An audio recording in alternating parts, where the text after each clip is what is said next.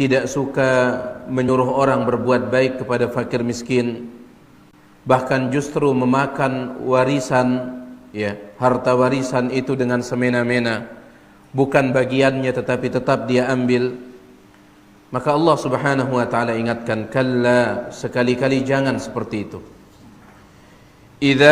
Apabila dukkatil ardu, bumi digoncangkan, dakkan dakka, secara berturut-turut. Maksudnya hari kiamat. Perbuatan yang tidak baik seperti ini akan ditemukan balasannya nanti pada hari kiamat. Dan hari kiamat itu diawali dengan kegoncangan bumi secara berturut-turut. Kemudian setelah terjadi hari kiamat, wa jaa rabbuka wal malaku saffan saffa. Wa jaa rabbuk, dan Tuhanmu pun datang. Pada hari kiamat Allah akan datang untuk menghakimi manusia, untuk memutuskan di antara manusia. Pada saat Allah Subhanahu wa taala datang, wal malaku saffan saffa, wal malak, dan para malaikat pada saat itu saffan saffa, bersop-sop, berbaris-baris. Dan pernah kita sampaikan hadis Nabi sallallahu alaihi wasallam riwayat Abu Dawud, Ibnu Majah. Nabi alaihi salatu wasallam menganjurkan kita supaya bersop seperti sopnya para malaikat, agar kita bersop ketika akan salat seperti sopnya para malaikat.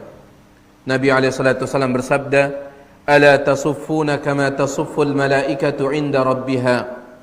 Tidakkah kalian bersop seperti sopnya para malaikat di sisi Tuhannya?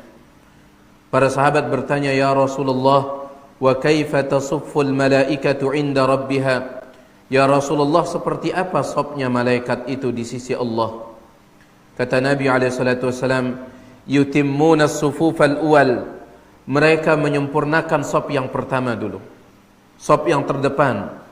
Mereka tidak membuat sop berikutnya sampai sop yang di depannya penuh dulu. Kemudian wa yatarasuna fis sop, dan mereka rapat di dalam bersop.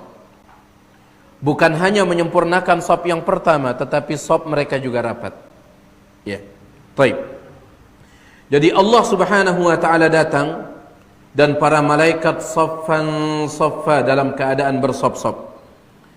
Waji'a yawma idzin bi jahannam, yawma idzin yatadhakkaru al-insanu wa anna lahu adh-dhikra. Waji'a, dan didatangkan, yawma idzin, pada hari itu, bi jahannam, neraka jahannam. Ini berkali-kali kita sampaikan dalam hadis yang diriwayatkan oleh Imam Muslim. Neraka jahannam akan didatangkan oleh berapa malaikat? Berapa malaikat? 4 miliar 900 juta malaikat. 4 miliar 900 juta malaikat. Karena neraka jahannam memiliki 70.000 tali pengekang. 70.000 tali pengekang. Setiap satu tali ditarik oleh berapa? 70.000 malaikat. Berarti tinggal kita kalikan 70.000 kali 70.000. 4 miliar 900 juta malaikat. Dan didatangkan pada hari itu neraka jahannam. Yauma idzin, pada saat itu, pada hari itu, yatadzakkarul insan, seseorang akan mengingat semua perbuatannya di dunia, dia ingat. Dan sudah kita sampaikan, mereka mengingat sambil menyesal. Mereka mengingat sambil menyesal. Wa anna lahu dzikra, tetapi tidak ada lagi manfaatnya mengingat dan menyesal saat itu. Ada dua sebabnya, kata Syekh Ibnu Utsaimin rahimahullah. Orang yang kafir ketika Allah datang nanti pada hari kiamat, yang kafir di dunia, ketika Allah datang pada hari kiamat, malaikat bersop-sop, neraka jahannam juga didatangkan. Pada saat itu mereka menyesal dan ingin beriman. Bermanfaat tidak imannya saat itu? Jelas tidak.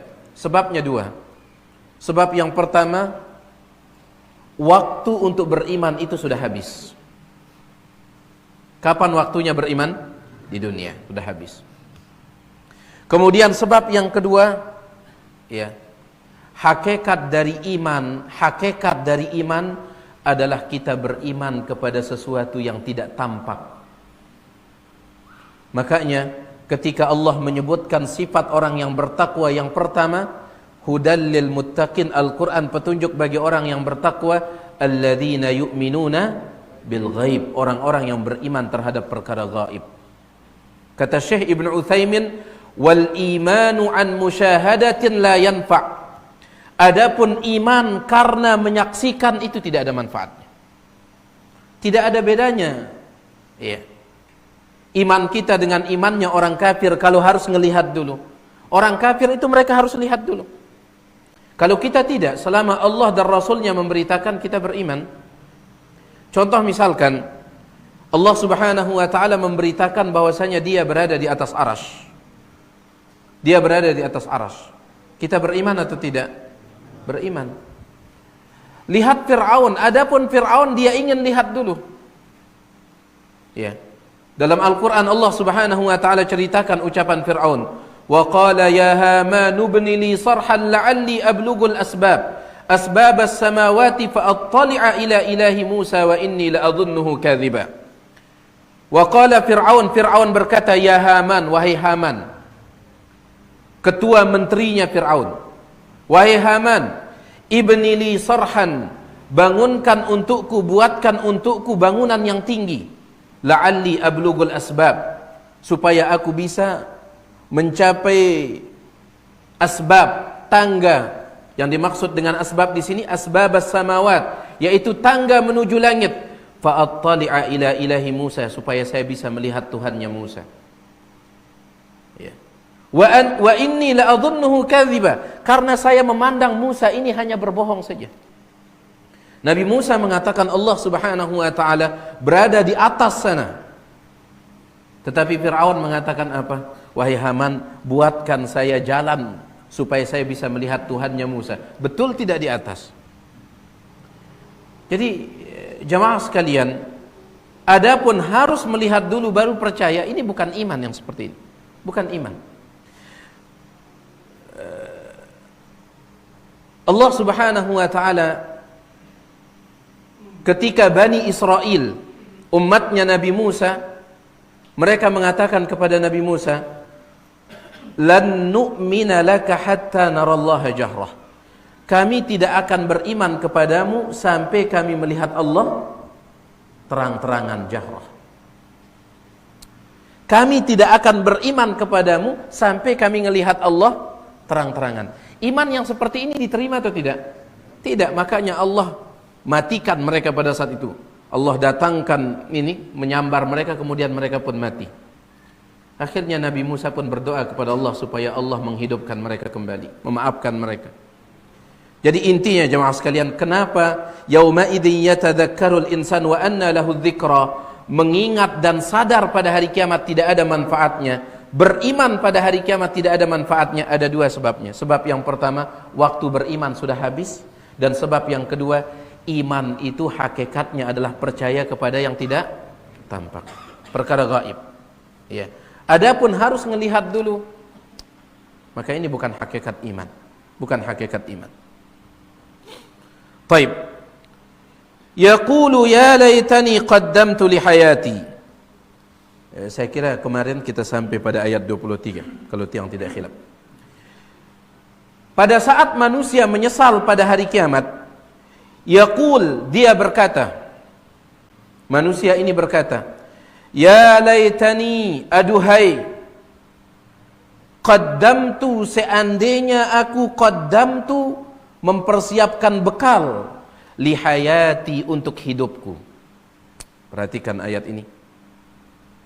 Di antara kalimat penyesalan manusia pada saat itu, dia mengatakan, seandainya dahulu aku menyiapkan bekal untuk hidupku. Untuk hidupku, hidup yang mana yang dimaksud? Hidup dunia atau hidup akhirat?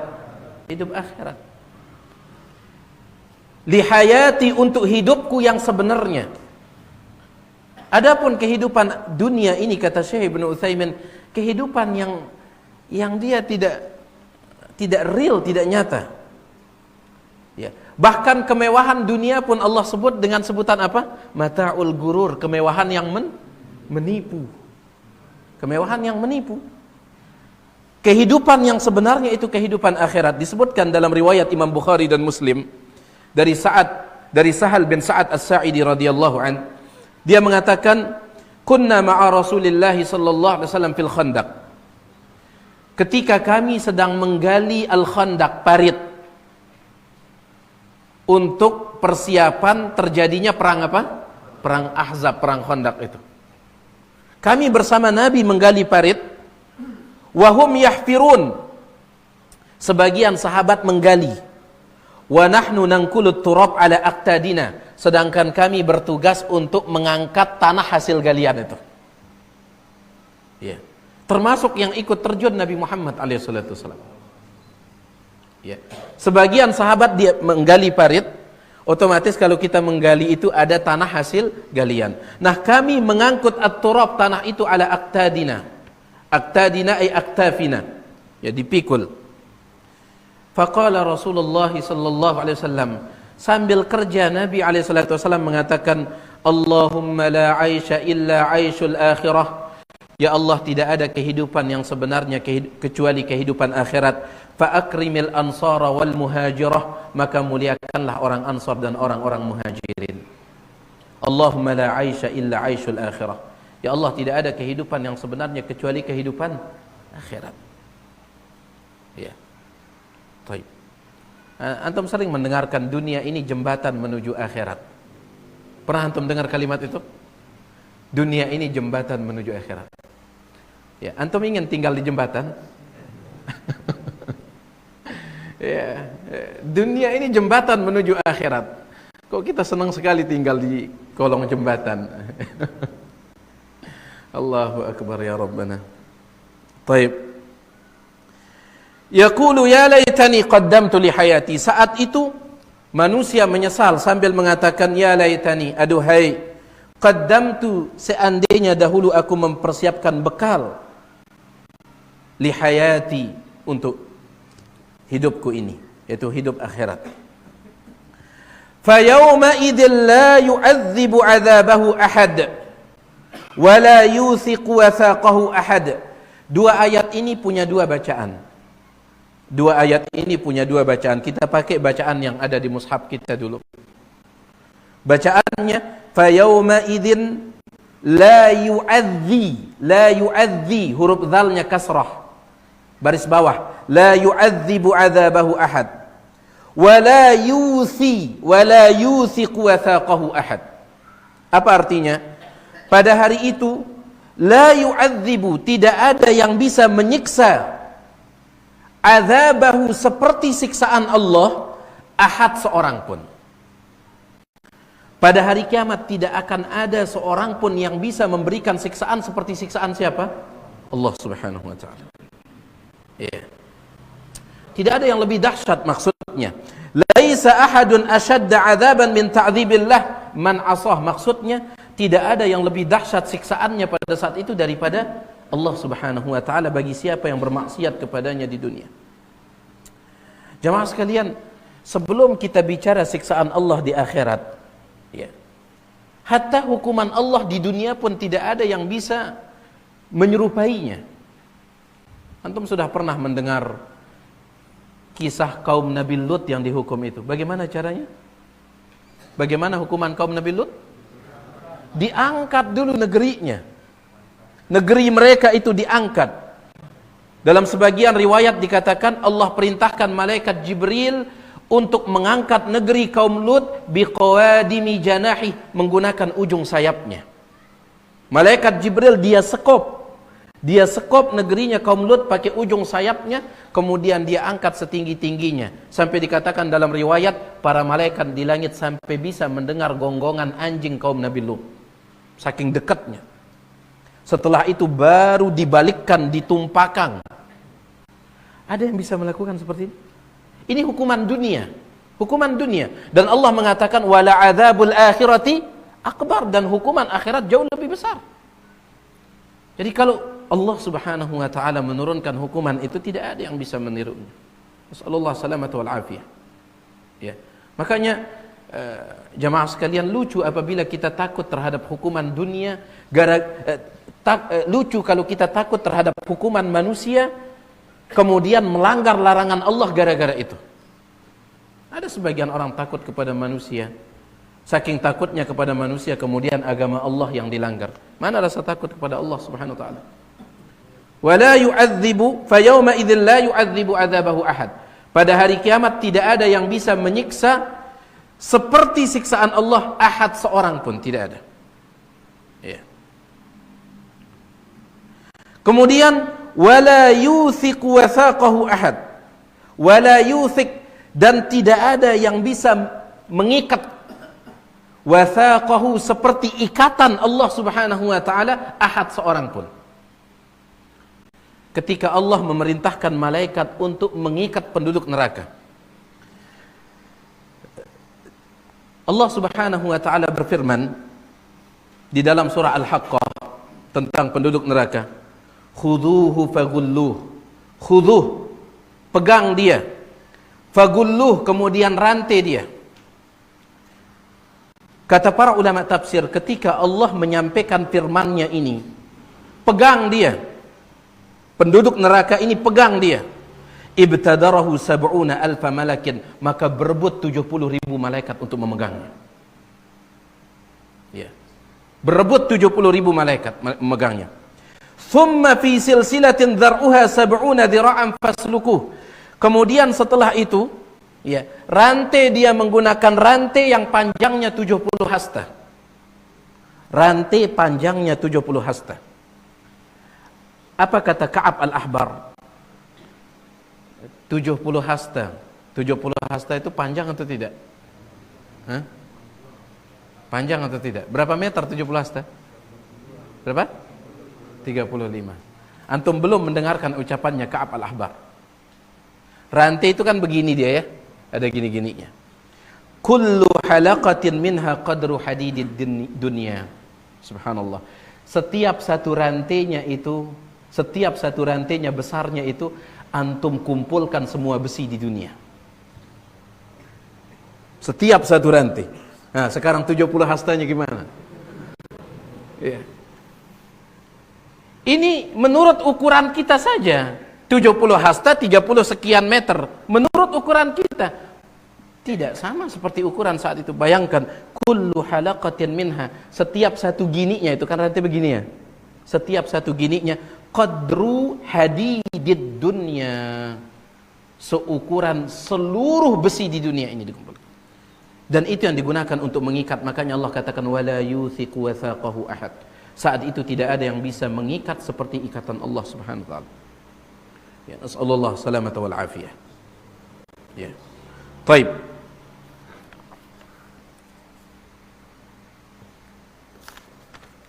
Ini dia bacaan yang pertama. Ya.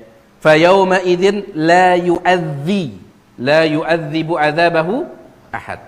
Artinya tidak ada seorang pun yang bisa menyiksa seperti siksaan Allah. Wala yuthiqu wathaqahu ahad. Tidak ada seorang pun yang bisa mengikat seperti ikatan Allah Subhanahu wa taala. Bacaan yang kedua adalah fa yauma idzil la yu'adzabu fathah. Ya. Wa la yuthaqu fathah juga. Apa artinya? Pada hari itu tidak akan ada yang disiksa seperti siksaan orang kafir ini. Itu artinya. Tidak akan ada seorang pun yang disiksa seperti siksaan orang kafir ini. Wala yuthaqu, dan tidak akan ada seorang pun yang diikat seperti ikatan kepada orang kafir ini. Maka kalau kita ambil bacaan yang kedua ini menunjukkan bahwasanya siksaan neraka itu bertingkat-tingkat. Sama tidak siksaan neraka?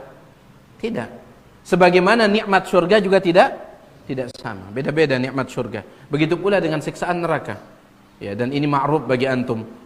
Ya, hanya saja seringan-ringannya siksaan neraka sebagaimana yang sudah sering antum dengarkan, yaitu seseorang yang ditempelkan di telapak kakinya 2 bara api neraka, kemudian gara-gara itu kepalanya tidak berhenti mendidih, dan itu siksaan paling ringan. Itu siksaan paling ringan. Ya. Nas'alullah salamata wal afiyah. Kemudian itu bagi orang kafir, ya. Bagi orang kafir, bagi pelaku dosa dan maksiat.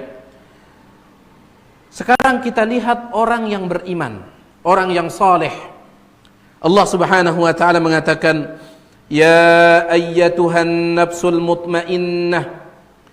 Ya ayyatuha, wahai an-nafsu, jiwa al-mutmainnah yang tenang. Wahai jiwa yang tenang. Syekh Ibnu Utsaimin mengatakan yang dimaksud dengan jiwa yang tenang adalah jiwa yang beriman. Ya. Jiwa yang beriman. Kenapa? Karena ketenangan yang sebenarnya itu hanya bisa didapatkan dengan iman. Orang beriman itu mereka memiliki banyak hal untuk tenang. Seandainya kita mengaku diri beriman kemudian tidak tenang-tenang hati kita, sang arah ndik beres ruana dalam keimanan kita ini. Ya. Orang yang betul-betul beriman itu dia punya segala hal untuk tenang. Dia punya iman dan iman itu membuat tenang. Dia punya zikir, ala bi dzikrillahi tatmainnul qulub, dengan berzikir kepada Allah hati akan tenang. Ketika dapat nikmat dia punya syukur. Ketika dapat musibah dia punya apa? Sabar. Ya. Ada pengajian dia hadiri, dan di dalam pengajian itu nazalat alaihimus sakinah, turun kepada mereka ketenangan. Sekarang saja saya melihat antum tenang. Banyak yang sudah mulai gini, tenang sekali.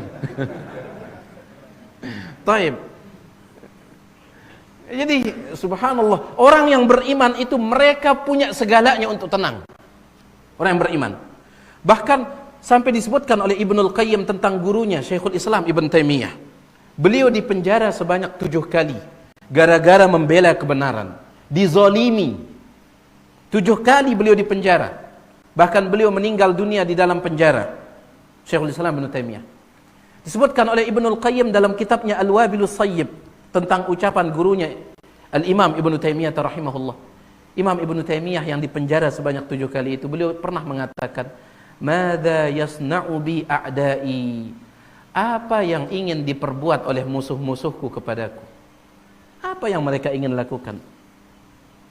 "Inna jannati fi sadri." Sesungguhnya surgaku itu, bukan berarti membanggakan diri, tetapi seperti itu ketenangan yang beliau rasakan. Sesungguhnya surgaku itu ada di sini. Artinya, kalau surga itu berada di sini, kemanapun kita pergi, dia akan ikut.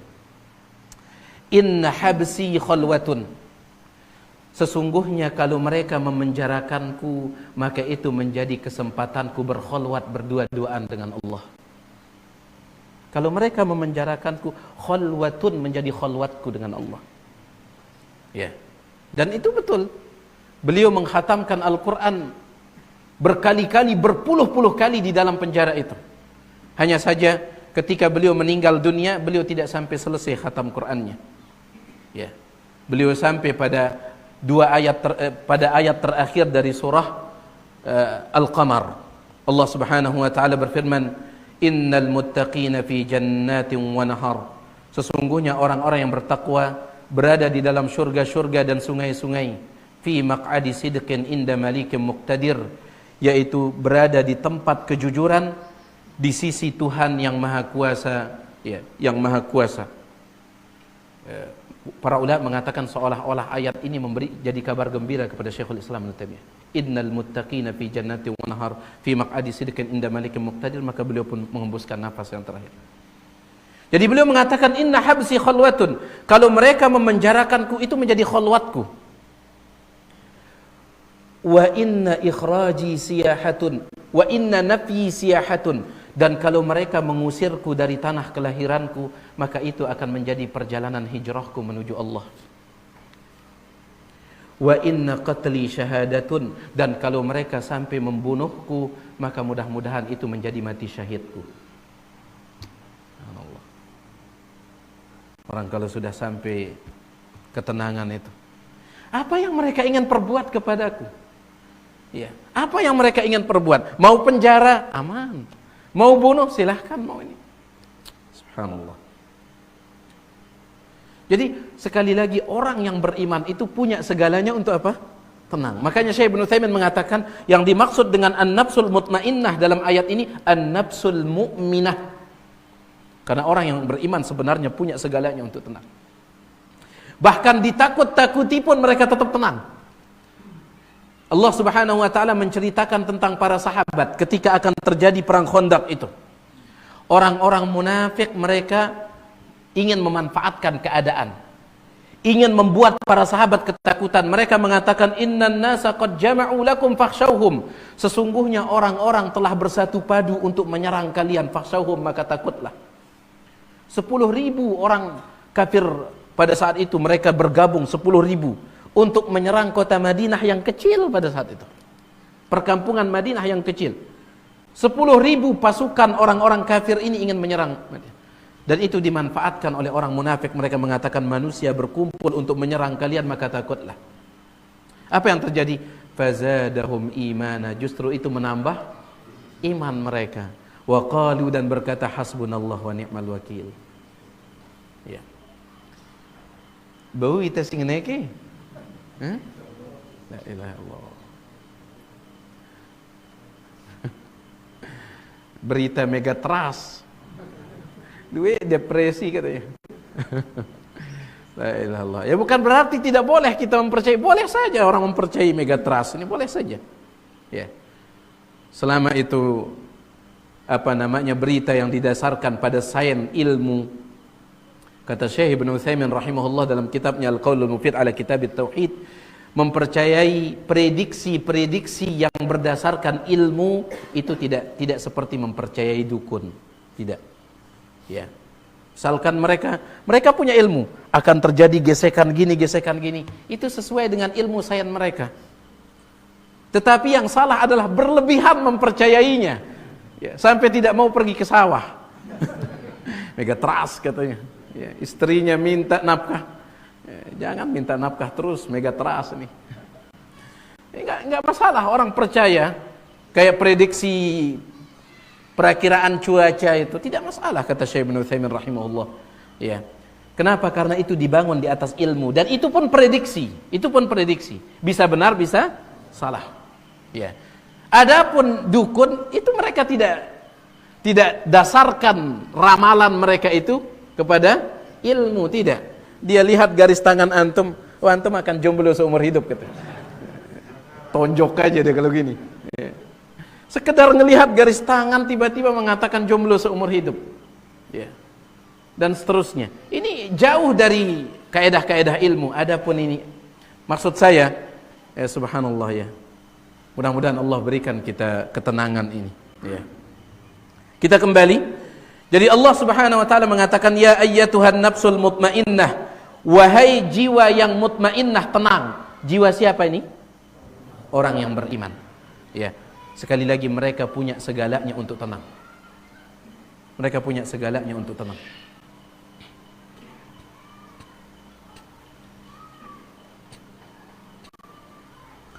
Baik. Irji'i ila rabbiki radiyatan mardiyah. Irji'i, kembalilah. Ila rabbik, kepada Rabbmu. Kepada Rabbmu. Kepada pemilikmu. Radiyatan, dengan penuh ridha. Mardiyah, dan engkau juga diridhai. Kembalilah kepada pemilikmu dalam keadaan engkau ridho dan engkau juga mardiyah, diridhoi. Apa yang dimaksud dengan Rabbiki di sini? Ada dua tafsiran para ulama dan dua tafsiran ini membuat mereka berbeda pendapat kapan akan dikatakan kepada orang yang beriman ucapan ini. Irji'i ila rabbiki radiyatan mardiyah, ini kapan? Kebanyakan ulama mengatakan ini akan diucapkan ketika mereka sakratul maut. Innal ladzina qalu rabbuna Allah tsumma istaqamu tatanazzalu alaihimul malaikah alla takhafu wa la tahzanu wa abshiru bil jannati allati kuntum tu'adun. Sesungguhnya orang-orang yang mengatakan Innal ladzina qalu rabbuna Allah, orang-orang yang berkata Tuhan kami adalah Allah, tsumma istaqamu, dan mereka istiqamah mempertahankan itu. Tatanazzalu alaihimul malaikah, para malaikat turun kepada mereka indal maut, ketika mereka sakratul maut. Kemudian malaikat itu mengatakan, jangan takut, jangan sedih, justru bergembiralah dengan surga yang telah dijanjikan bagi kalian. Ya. Jadi ucapan ini kapan dikatakan kepada mereka? Ketika sakratul maut. Ketika sakratul maut. Ya.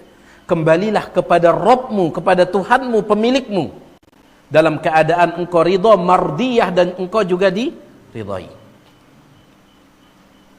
Sebagian ulama mengatakan bahwasanya ini diucapkan nanti pada hari kebangkitan. Ketika dibangkitkan manusia diucapkan. Kenapa? Karena yang dimaksud dengan Rabbiki di sini adalah tubuhmu. Ya ayyatuhan nafsul mutmainnah, wahai jiwa yang beriman, maksudnya ruh yang beriman. Kan antum sudah sering mendengarkan ketika ditiupkan trompet sangkakala untuk membangkitkan manusia, ruh-ruh manusia itu di mana tempatnya? Di dalam trompet itu. Seluruh ruh manusia, kata para ulama, berada di dalam trompet itu. Sehingga ketika ditiup, maka ruh itu ya bertebaran, bertebangan untuk mencari badan-badan mereka di dunia. Nah, roh yang beriman dikatakan kepada mereka, irji'i ila rabbik, kata Abdullah bin Abbas, sahibik wa huwa badanuha. Kembalilah kepada pemilikmu, maksudnya badannya. Kembali sana. Berarti kalau kembali ke badan, kapan diucapkan ini? Pada hari kebangkitan. Akan tapi Imam Ibnu Katsir mengatakan, wazahir al-awwal, pendapat yang lebih kuat adalah yang pertama. Diucapkannya ketika sakratul maut. Ya. Diucapkannya ketika sakratul maut. Ya. Taib. Kembalilah kepada Rabbmu, Tuhanmu, radiyatan, dalam keadaan ridha. Engkau akan ridho dengan apa yang akan engkau temukan. Mardiyah, dan engkau juga akan diridhoi. Kemudian, fadkhuli fi ibadi, maka masuklah engkau fi ibadi, bersama hamba-hambaku, maksudnya hamba-hamba yang saleh. Wadkhuli jannati, dan masuklah ke dalam surgaku. Jemaah sekalian, ketika Nabi SAW membaca ayat ini, Abu Bakar duduk di samping beliau. Maka Abu Bakar mengatakan, ya Rasulullah, ma ahsana hadza. Ya Rasulullah, alangkah indahnya ucapan ini. Ya, ucapan ya ayyatuhan nafsul mutmainnah, irji'i ila rabbiki radiyatan mardiyah, fadkhuli fi ibadi wadkhuli jannati. Alangkah indahnya wahai Rasul. Kata Nabi SAW, ama innahu sayuqalu laka hadza. Ketahuilah, nanti malaikat akan mengucapkannya kepadamu. Subhanallah, ini keutamaan Abu Bakar Siddiq radhiyallahu. Nanti akan diucapkan kalimat ini kepadamu. Dalam riwayat yang lain tentang Abdullah bin Abbas, kalau tadi siapa? Abu Bakar. Dikatakan oleh Sa'id bin Jubair, seorang tabi'in, mata ibnu Abbasin bit Taib. Abdullah bin Abbas meninggal dunia di kota Taif. Ya, sampai sekarang ada masjid di sana, Masjid Abdullah bin Abbas di Taif. Abdullah bin Abbas meninggal dunia di Taif. Faja'a tayrun lam yura ala khalqihi. Ketika jenazahnya digotong ke kuburan, maka datang seekor burung lam yura ala khalqihi, yang tidak pernah dilihat oleh orang. Maksudnya bentuk burung ini aneh. Bentuk burung itu aneh. Fadakhala na'syahu, kemudian burung itu masuk ke dalam kerandanya, gorong batangnya Abdullah bin Abbas, masuk dia. Thumma lam yura kharijan minhu, kemudian tidak ada seorang pun yang melihat burung itu keluar lagi. Dia masuk, kemudian tidak ada yang melihatnya keluar. Falamma dufina, ketika Abdullah bin Abbas dikuburkan, dimasukkan ke dalam liang lahat, tuliyat hadhil ayatu ala syafiril qabr, maka ayat ini tiba-tiba terdengar di pinggir kuburan itu. Ya ayyatuhan nafsul mutmainnah, irji'i ila rabbiki radiyatan mardiyah, fadkhuli fi ibadi wadkhuli jannati, ma yudra man talaha. Tidak ada seorang pun yang tahu siapa yang membacanya. Terdengar suara. Ya. Ketika jenazahnya Abdullah bin Abbas dimasukkan dalam kubur, tiba-tiba terdengar suara, ya ayyatuhan nafsul mutmainnah, irji'i ila rabbiki radiyatan mardiyah fadkhuli fi ibadi wadkhuli jannati, dan tidak diketahui siapa yang bacanya. Ya. Bayangkan kalau seandainya, ya mudah-mudahan kita termasuk orang yang mendapatkan bacaan ini ya. Ketika sakratul maut, baik pendapat yang mengatakan sakratul maut ataupun pendapat yang mengatakan ketika dibangkitkan. Ya. Alangkah bahagianya seorang hamba. Allah katakan, fadkhuli fi ibadi, bergabunglah bersama hamba-hambaku yang saleh. Kemudian yang terakhir, wadkhuli jannati, masuklah ke dalam surgaku. Tujuan akhir orang yang beriman, masuklah ke dalam surgaku. Ya. Taib. Inilah dia jemaah sekalian secara singkat akhir dari surah Al-Fajr. Ya. Mudah-mudahan apa yang kita bacakan ini ada manfaatnya. Saya mohon maaf atas segala kekurangan. Kalau ada yang ingin ditanyakan, yang persilahkan selesai adzan kalau ada.